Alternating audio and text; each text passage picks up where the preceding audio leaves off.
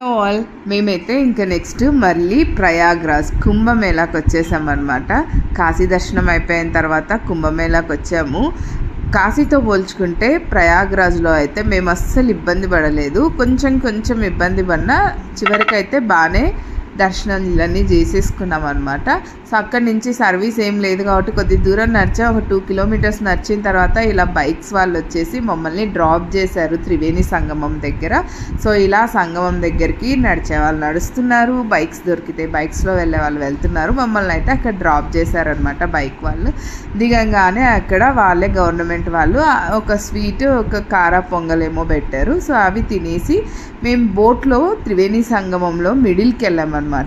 ఎందుకు వెళ్ళామంటే అక్కడ అసలు చాలా జనాలు ఉన్నారు. అక్కడ స్నానం చేయడం అనేది ఇంపాసిబుల్ అనిపించింది అనమాట. చూడండి ఎంతమంది ఉన్నారో అసలు. ఈ జనాలలో అక్కడే స్నానం చేయడం అయితే ఇంపాసిబుల్ అనిపించింది. యాక్చువల్లీ నీళ్ళు లేవు, నడుచుకుంటూ కూడా మనం మధ్యకి వెళ్ళొచ్చు, కానీ నడుచుకుంటూ వెళ్ళనివ్వరు కాబట్టి మనిషికి 500 ఇచ్చి మేము బోట్లో వెళ్ళాల్సి వచ్చింది. ఆయనకు కూడా వాళ్ళు మళ్ళీ పోలీసులు అడుస్తారని లైఫ్ జాకెట్లు ఇవన్నీ వేయించారు. సో మొత్తానికైతే వేసుకున్నాం, అన్నీ వెళ్ళాం, వాళ్ళకి సమర్పించాల్సింది సమర్పించేసాం, ఇలా వెళ్ళాం అనమాట. చూడండి తెడ్డు కూడా అసలు ఒక 1/2 ఇంచు కూడా మునగట్లేదు, అంత చిన్న ఉన్నాయి వాటర్, అసలు లోతు లేవు.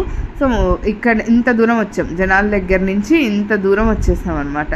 సో ఇంత దూరం వచ్చిన తర్వాత ఒక చోట బోట్ వాళ్ళు వచ్చేసి ఆపుతున్నారు అనమాట. ఒక్కోసేపు ఆపుతారు, ఒక 1/2 అవర్ నుంచి 1 అవర్ వరకు వాళ్ళు ఆపేసి ఉంచుతున్నారు. సో అప్పుడు మనం వెళ్ళేసి స్నానాలు చేసేసి రావచ్చు. సో అలా వాళ్ళు మమ్మల్ని తీసుకెళ్ళి ఒక చోట ఆపిన తర్వాత ఇలా గట్టు ఉంది, అక్కడి నుంచి నడుచుకుంటూ వెళ్ళి అక్కడ స్నానం చేయొచ్చు. ఫ్రాంక్లీ అసలు వాటర్ లేవు, నాకైతే అసలు పాదాలు దాటి కొంచెం పైకి నీళ్ళు వచ్చాయి. బట్ ఎలాగో స్నానం చేసేసి బయటకు వచ్చి అక్కడ కూడా బొట్టు పెట్టించుకొని ఇంకా నడక స్నానం ఇవన్నీ అయ్యేసరికి ఆకలి అవుతుంటే అక్కడే క్యాబేజీ పకోడీ వేస్తూ ఉన్నారు వేడిగా, చాలా బాగుండే. ఇంకా అక్కడ హైజెనిక్ ఇదంతా మనం పట్టించుకుంటే అసలు ఏం అవ్వదు, నడవడానికి కూడా ఓపిక ఉండదు కాబట్టి దొరికిందే పరమాన్నం అని చెప్పేసి మొత్తానికైతే మేము ఆ క్యాబేజీ పకోడీ తినేసామన్నమాట. టేస్ట్ అయితే బాగున్నాయి. తిని మళ్ళీ బైక్స్ పట్టుకొని మళ్ళీ మా డెస్టినీకి చేరిపోయాం, పార్కింగ్ ప్లేస్కి. అక్కడి నుంచి మళ్ళీ ఆటోలు బైకులు ఇలా రకరకాలుగా మారుతూ ఫస్ట్ అయితే ఆటోలో ట్రావెల్ చేసాం. ట్రాఫిక్ చూడండి ఎలా ఉందో అసలు. ఒక క్షణం అంతే, ఒక్క సెకండ్ అలా ముందుకెళ్తే ఆగిపోవాలి, కొంచెం ముందుకెళ్తే ఆగిపోవాలి, అలా కొన్ని చోట్ల ఆపేస్తున్నారు. మొత్తానికి కొన్ని చోట్ల అయితే అసలు ఏ ఫెసిలిటీ లేదు, నడుచుకుంటూ వెళ్ళాల్సి వచ్చింది. అలా వెళ్ళి చివరికైతే ఒక బైక్స్లలో అలా మారుకుంటూ మేము అలోపి మాత దగ్గరికి వెళ్ళామన్నమాట. అక్కడ ప్రత్యేకంగా దర్శించుకునేది ఏం లేదు, అలోపి మాత శక్తిపీఠం కాబట్టి మేము అలోపి మాత దగ్గరికి వెళ్దామని మా పార్కింగ్ నుంచి 9 కిలోమీటర్స్ ఉంది, ఇలా ట్రావెల్ చేసుకుంటూనే వెళ్ళాం.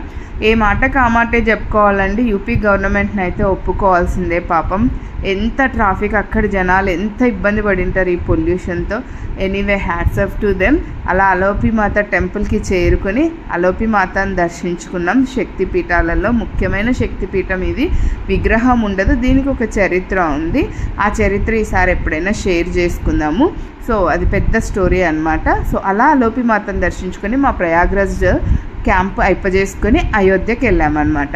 నచ్చితే please like and subscribe. Bye.